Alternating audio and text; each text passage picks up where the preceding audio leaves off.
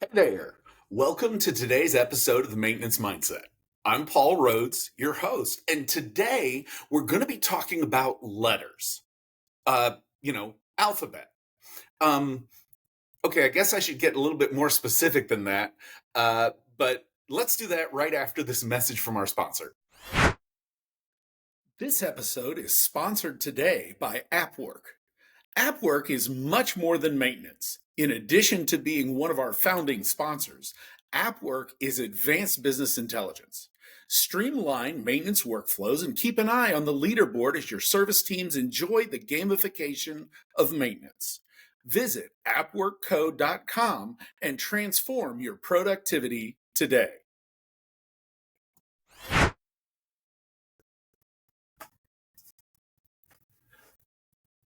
So, letters. Several years ago, I got the opportunity to share the stage with a gentleman who is a very good friend. The guy's name is Scott Ployer. And I recommend, if you get a chance, to look him up on LinkedIn. Uh, See, he's a brilliant man and very good, polished presenter. I'm jealous of his stage presence and the way he conducts himself on stage. But not only is it just stage presence, it's the guy knows a lot about a bunch of different stuff. He and his wife right now are doing a lot of educational opportunities that are just brilliant. But more on how that applies to today's topics. You see, we got to share the stage at a conference, and quite frequently at a conference, what occurs is before you begin to talk about your subject, you're introduced by somebody. Frequently, when you begin the process of proposing a speech or a presentation that you're going to make, you put in a bio. And for a bio, what you do is you list out all your accomplishments as a speaker, what you want the audience to know about you, and kind of use that as an incentive to coming to your session. Meaning, I'm going to talk about this thing, and I actually have a background or experience that would lend information or lend credence to whatever it is that I say. Well, I was standing next to Scott, and we're listening to the presenter give all of Scott's credentials. And he's got a lot of credentials. As I said, really smart guy. And then I listened to him read my credentials. And what struck me is I'm looking out to the audience as we're about to begin presenting that there was a bunch of letters involved with those credentials. I mean, you can take a look at Scott's LinkedIn profile or my LinkedIn profile, and what you begin to notice is that there's a lot of identifiers that are put in place. Just from a very personal standpoint, my letters that are after my name, if you were to look down in my profile, um, I don't actually put them behind my name on LinkedIn just because it's a bunch of alphabet soup. But really, if you were to look at my particular credentials, it is CAMT, CAMT plus E, CAMT plus L, CAPS, CPO, EPA 608, Universal, OSHA 10, OSHA 510, OSHA 511. And those are just the ones that are relevant to the multifamily industry. There's other letters that are there and available. But here's my question to you. When I was going through those letters, did you know what they actually meant? Chances are you may have caught one or two of them. But it really kind of speaks to the broader picture of our industry, in that the maintenance profession for apartment workers is a very low national credentialed vocation. We do have some credentials, we have some methods of validating knowledge. But really, at the federal level, there's actually only one. At the local level, all of those others letters that are in there are administered at different levels or with differing levels of requirements. So what I thought it might be interesting to do today is for us to go through the credentials that are available and focused for the multifamily industry. Now, the first one, or actually the first few that I'm going to go through, are ones that are put in place by the National Apartment Association, a group that I used to work for from 2011 up until 2020, the pandemic. I was their national maintenance and safety instructor. So I got the opportunity to be really quite responsible for one of the most widespread credentials that is used for the multifamily industry. So I thought it would be interesting that that's where we start. And that particular credential is often referred to as CAMT. In other words, the Certificate for Apartment Maintenance Technicians, CAMT. There are additional credentials that the National Apartment Association has offered on top of that. And then there's some additional things that can go along with that. Now, the base credential is CAMT, and it is a credential that is designed very specifically to validate the most common tasks required of an apartment maintenance technician.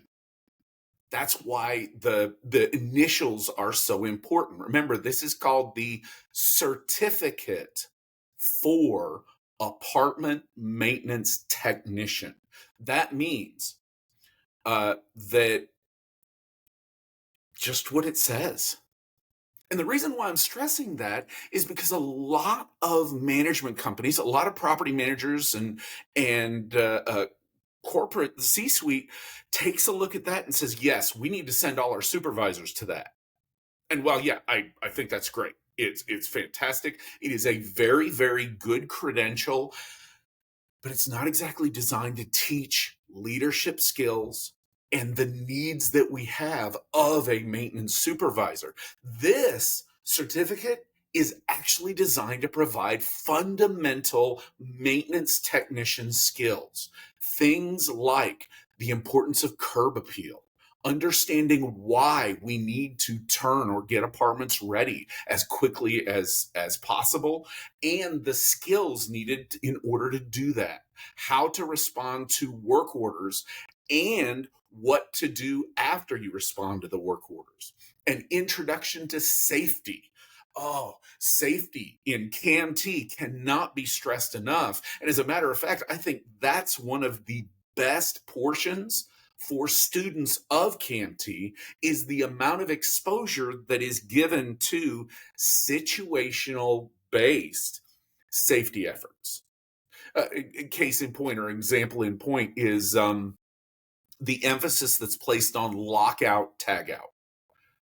Quite frequently, let's be honest, as maintenance technicians, we do not utilize lockout tagout, and we need to.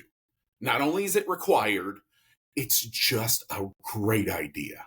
We should be performing lockout tagout needs regularly on electrical, on plumbing, on any time that energy is used. And that is reinforced quite frequently within the CAMT curriculum. Now, CAMT is provided very intentionally through local apartment associations. As a matter of fact, even if management companies do CAMT in-house, which in order to do that, you get in touch with the authoring organization, which in this case is NAAEI. Yeah, I know, it's great. More letters to remember. Awesome. Well, that acronym is for the National Apartment Association Education Institute. It's the part of NAA that focuses solely on education. That's the group or the organization that I worked for. Now, when CAMT is taught, frequently it is done through your local apartment association, which actually, that's a great segue or a quick call for us as maintenance professionals. Become active.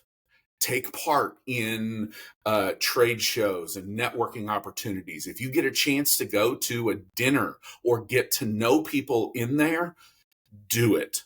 By the way, side note, if your local apartment association is a member holder of your property, meaning if your property is a part of your local apartment association and that local apartment association is a part of the National Apartment Association, both steps of that are voluntary, then you, because you work for a company that's part of your local association, that is also a part of the national association, you, Mr. or Mrs. Maintenance Worker, are a part of the National Apartment Association, meaning you have access to all of those resources, including some of the resources that are available within CAMT.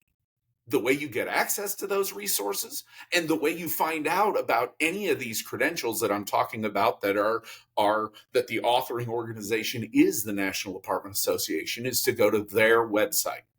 And that website is naahq.org.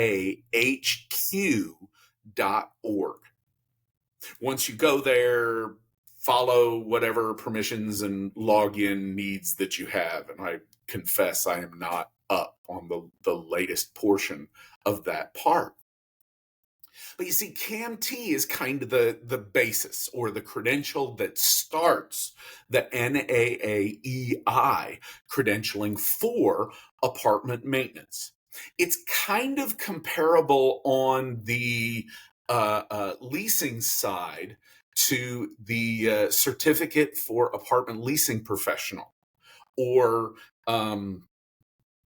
as an entry-level credentialing for the apartment industry. And on the maintenance side of the house, that entry-level credentialing is CAMT. CAMT is also used in some school organizations that as a part of their entry-level educational programs. As a matter of fact, it's used, and because it is an ANSI accredited credential, which we'll talk more about that in just a second. As an ANSI accredited credential, schools can actually apply for and receive grant money in order to use the curriculum. Now that ANSI accredited, ANSI, more group of letters, stands for American National Standards Institute. And essentially, CAMT being an ANSI accredited certificate means that on a regular basis, the material that is taught goes through a independent third-party evaluation process. That means that NAAEI can't just sit down in one day and say, this is what all you need to know in order to be a maintenance technician, and spit it out, and then ta-da, it means something. A lot of organizations do that. There are a lot of education programs that say they are certified or credentialed, or they are set. But what they're missing is an outside accreditation, meaning that that process is where it begins. You pull together the information, you put the curriculum together. We're going to teach this stuff. And then that package or that bundle of material is sent off or is given to ANSI, where what ANSI does is validates it. In other words, they say they take a look at the material and they say, okay, NAAEI, you say that an apartment maintenance technician needs to know about lockout tagout. Is that true? ANSI takes a look at it and validates that. Basically, they go through the skill standards that NAA puts together, and they validate those against what the industry needs through other methods, so that when NAAEI gets that ANSI accreditation, it is an outside source saying, you said you were going to teach this. This actually applies to the vocation or the industry with which it's designed to meet. That means that CAMT has to go through a regular review, validation, and updating process. That has to continue doing, because you see, CAMT as a certificate is not new. It wasn't even new when I started working for NAA back in 2011. It started in the late 1960s, 1970s, down in Dallas, Texas. A friend of mine, a guy by the name of David Jolly, was a part of the core group that actually began developing it. And over the years, it has gone through multiple changes and multiple pairbacks, to where originally it was taught out on properties in the field and done completely and totally hands-on. Well, that's nice. The only problem is the quantity of time that took. I mean, if I remember right, talking with David, it actually took 6 weeks of 2 and 3 full days. He described the fact that they would go in on Saturday for a full day, and then 2 days during the week or 3 days during the week, half days, in order to do it. It was a huge investment of time on the instructor and on whatever property that you were going to go do the class at, because you had to have all the physical components in order to work on it. Now, yes, that is brilliant and wonderful. The only problem is, all right, here's the challenge. Property managers, are you happy for your maintenance techs to leave your property for 1 day, let alone for multiple times over the course of multiple weeks? Not only that, do we have the budgets, the expenses in our budget in order to make that work? That's why over the years, it has developed into primarily a classroom course with hands-on applications. What that means is that there is a requirement during CAMT to have hands-on activities. And those hands-on activities require tools and tactile work. When I was teaching CAMT regularly, the very first day of class, we used to have a drywall competition. I'd go take a piece of drywall, knock a hole in it, and then go over the ways of how to repair that hole using joint compound and various patching techniques. And then we'd actually do it. Actually had a contest and hand out winners, and I do prizes, and it was a great way to learn that hands-on piece. Understand though, CAMT at the end, it is validated by a test. It's a proctored test administered online, not open book. So that means in class, there is a knowledge requirement. In other words, it's not only hands-on. There is a knowledge-based requirement. Now, CAMT is only one of the credentials that is available that NAA offers, or that NAAEI offers. The other credentials that NAAEI offers that directly apply is CAMT plus E and CAMT plus L. Now, CAMT plus E and plus L, the plus credentials are additional credentials. These came out, if I remember right, in 2016, 2017 timeframe, and they are online based, meaning You attend them at your own pace. They are tested, they're validated by testing at the end, but it is a solely online program. Anybody can take them, but the only way you actually get the credential is if you have CAMT to begin with, hence the plus name. Now, plus E is energy efficiency. Plus L is leadership. And if property managers, regionals, corporate, if you would like your maintenance technicians to move into a supervisory role, the plus L content is designed to kind of be that introductory measure to supervisor roles or to get to newer roles or knowledge. So those are the main ones that are offered by NAAEI, the Educational Institute. But realize they, as a credential, are a little bit different than any other offerings that the National Apartment Association Education Institute has. You see, the other credential that I happen to possess or have from NAAEI is CAPS. That's a Certified Apartment Portfolio Supervisor. That's the credential that's actually designed for regional operators, regional level operations associates. It's not specifically maintenance based, but it does apply especially to regional level maintenance workers.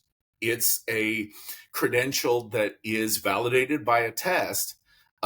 It's not ANSI accredited.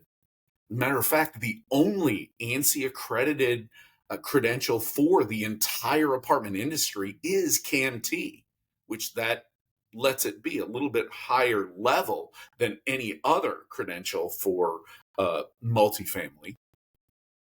But CAPS is a renewed annually certification, meaning that every year, in order for me to keep CAPS current or correct, operating and allowable, I have to pay a renewal fee and prove that I'm continuing my education in the apartment industry by turning in continuing education credits, or another acronym, CECs.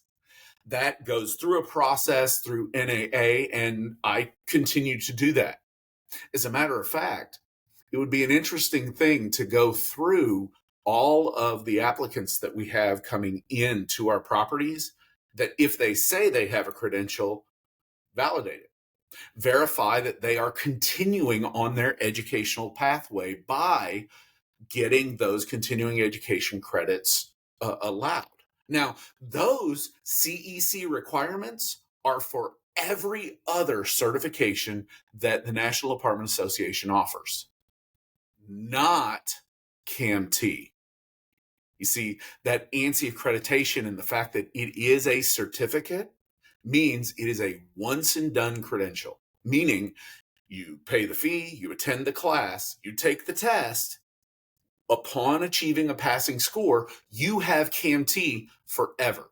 There is no renewal. There's no continuing education credits. It's yours. In order to prove that you're continuing to learn, the National Apartment Association has put together AIM, which is the Apartment Institute for Maintenance Excellence. Now, AIM is that piece that allows us to prove our knowledge growth.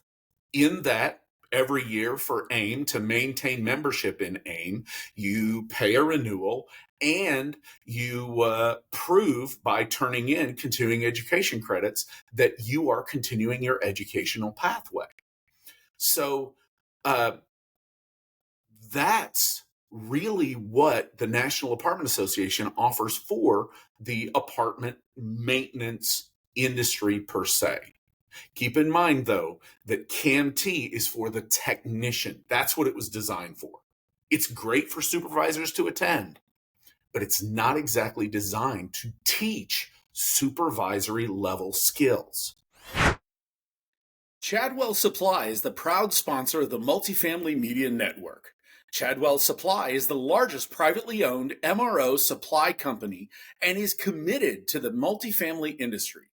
They deliver orders the next day from local warehouses across the United States. Chadwell Supply offers valuable resources such as maintenance training, a dedicated renovations team, and procurement platform assistance, ensuring multifamily properties operate more efficiently. Partnering with Chadwell Supply helps communities stand out in an increasingly competitive market. Learn more at chadwellsupply.com/difference.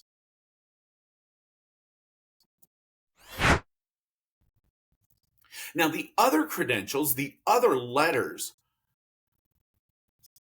that we have for our industry is less enforced. Well, maybe less enforced is the wrong way of saying it. Probably the one that is most known is EPA. A lot of people call it the EPA certification. This is a refrigerant and recovery credential that does not teach skills. It's often referred to as EPA 608, and it came about back in the late 1980s when scientists proved the fact that the ozone layer was being depleted. And in the process of reducing that, it was identified that we need to decrease the amount of ozone depleting agents in the atmosphere. The Federal Clean Air Act came up with this, and Section 6 of Title 6 of the Federal Clean Air Act set up a credential, EPA 608, that what it does is require validation that people who are purchasing and using refrigerant know what they are allowed to do. Notice the wording right there. We're proving that a technician knows what they're allowed to do, not that we're proving that they know how to do it. EPA 608, I tend to look at it like a learner's permit. You know, when we got old enough to where we were allowed to get our driver's license to drive a car, you didn't go instantly from having nothing to a driver's license. No, before you're able to go for a driver's license, you have to take a test that proves not that you know how to drive a car. The test you actually take proves you know the laws. That a red light means you stop. A green light means you're safe to go. A yellow light means you hit the gas pedal and go even faster. No, that's not exactly correct. But you see the difference here. A learner's permit does not validate that you know how far to turn a steering wheel in order to make a left-hand turn. It doesn't validate that you can identify which stalk or stem coming out of the driver's steering wheel is the turn signal, or prove that you know how to use it. Yeah, there's a skill that may need some validation. But here's the point, and the reason why I bring this up is that the EPA certification does not teach skills. It's administrative in nature. It was designed that way. It's not made to teach skills. As a matter of fact, EPA 608 is a memorization exercise. For the technician, you memorize facts. Those facts relate to what you're allowed to do with refrigerant and what you're not allowed to do with refrigerant.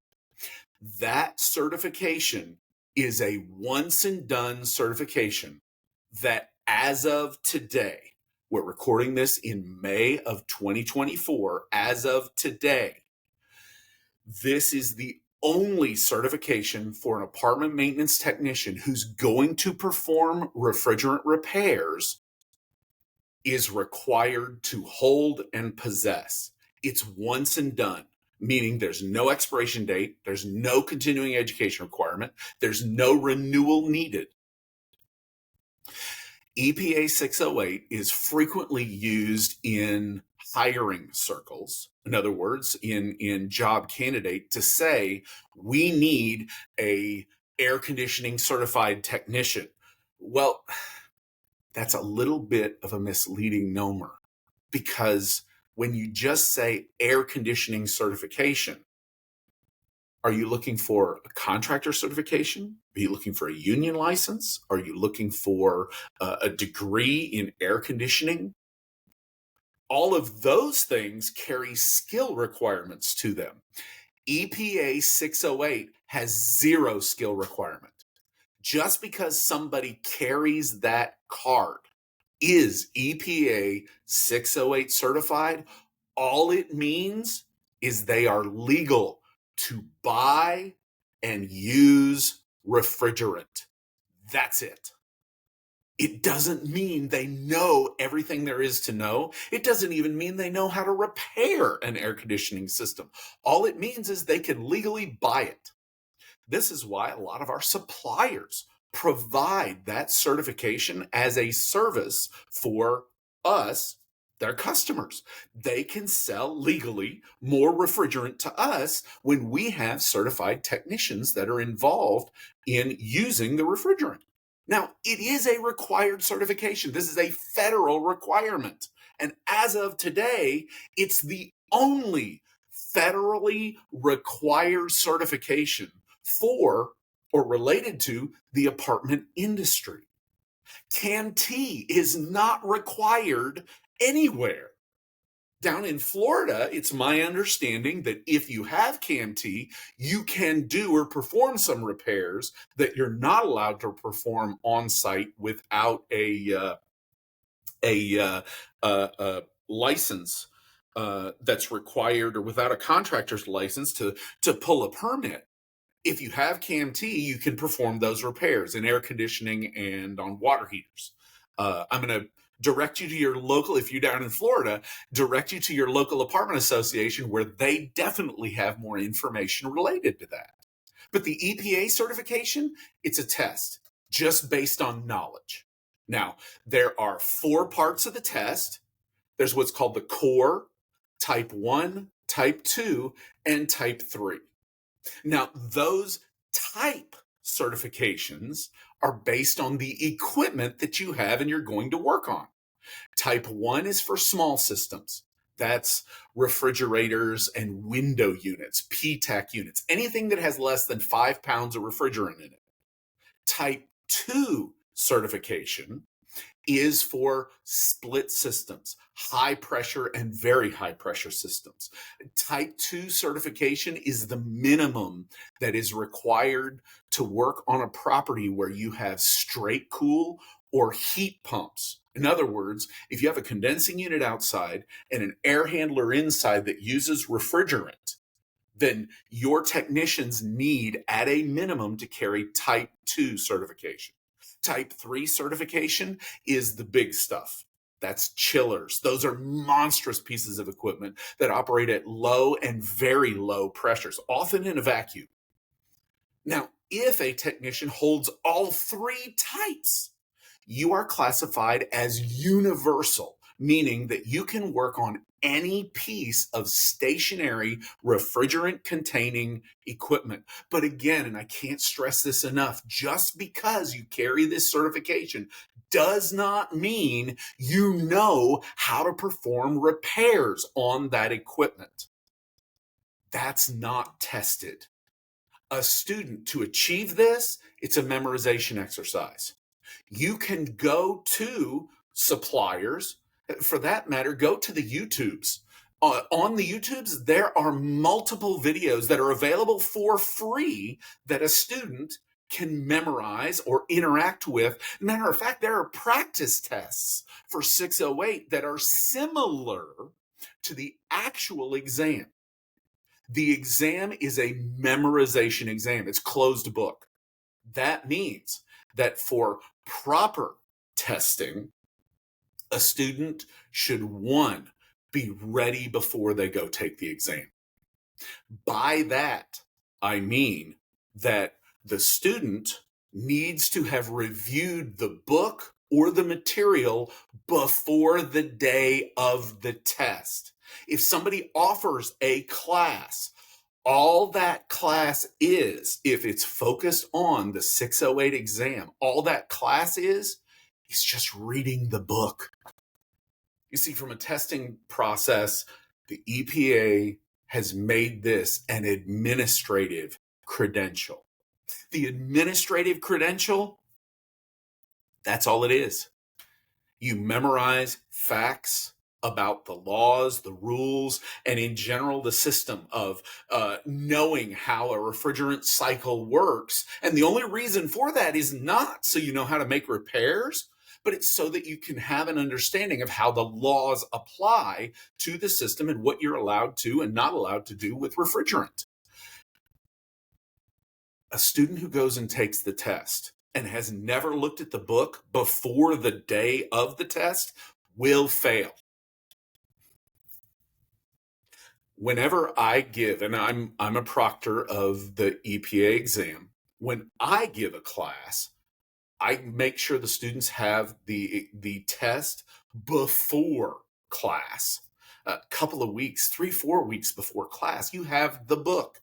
The book comes from the test because the test is 100 very specific questions that are broken up into sections. And in order to be certified in any individual type, you have to pass section 1, which is commonly referred to as core. There's 100 test questions broken down into 4 parts: core, type 1, type 2, and type 3. In other words, if I have a maintenance technician who's going to be certified as a type 2 technician, you have to pass both core and type 2. If I'm going to be universal, you pass everything, all of the types that are in place. If I am a maintenance technician and I need to get certified in EPA in order to work on air conditioning refrigerant, yes, I'm stressing that for a reason. If I'm going to work on air conditioning refrigerant, I need to have the book. I need to study the book. And you know what? There's not a thing that my management company can do except ensure that I am studying the book, because it's all in my brain. It's a closed book, multiple choice, 100 question exam. Everyone has the ability to pass it if you are going to perform refrigerant repairs. The reason why I'm stressing that refrigerant repairs is that's all it does. If you're going to work on an air conditioning system and do an electrical repair, replace a fan motor, replace a filter, replace a thermostat, replace pieces and parts and components, you are allowed to do that based on your local rules. You're allowed to do that as long as you don't touch the refrigerant. Matter of fact, it's my understanding that you can even tighten a Schrader core, the number one most common cause of refrigerant leaks from a system, where you take the refrigerant core removal tool and you can tighten it because you're not touching it. As a matter of fact, you're stopping a leak. You don't have to be certified in order to do that. If you begin to interact with the refrigerant, then you must be certified. That certification needs to be kept in your office, and that goes to the logs that we end up having operating at our properties. Now, this particular credential is, again, the federally required credential for the multifamily industry. These Two credentials that we've covered or gone over today, both CAMT and EPA, are the most widely known or accessible for our properties. If you're a maintenance technician and you want to become CAMT certified, first get in touch with your local apartment association. That's going to be the best source for CAMT and all of those related things. You can find out where classes are being offered at the National Apartment Association website, naahq.org, I believe.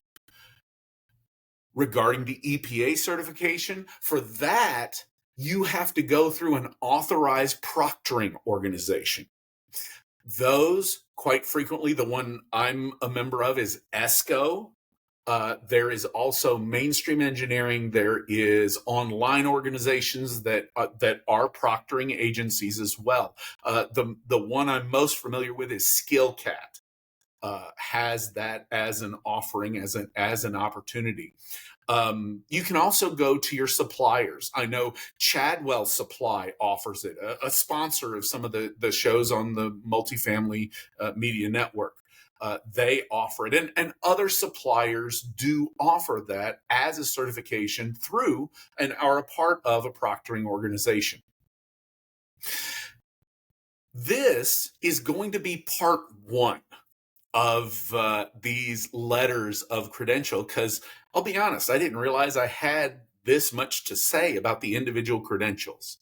So join me for part two, which is even more letters that we can put as maintenance technicians, we can put behind our name. Thank you very much for spending your time with me today. Check out our sponsors, and I hope you have a fantastic rest of whatever week you're working on now. Thanks again, and I'll see you somewhere.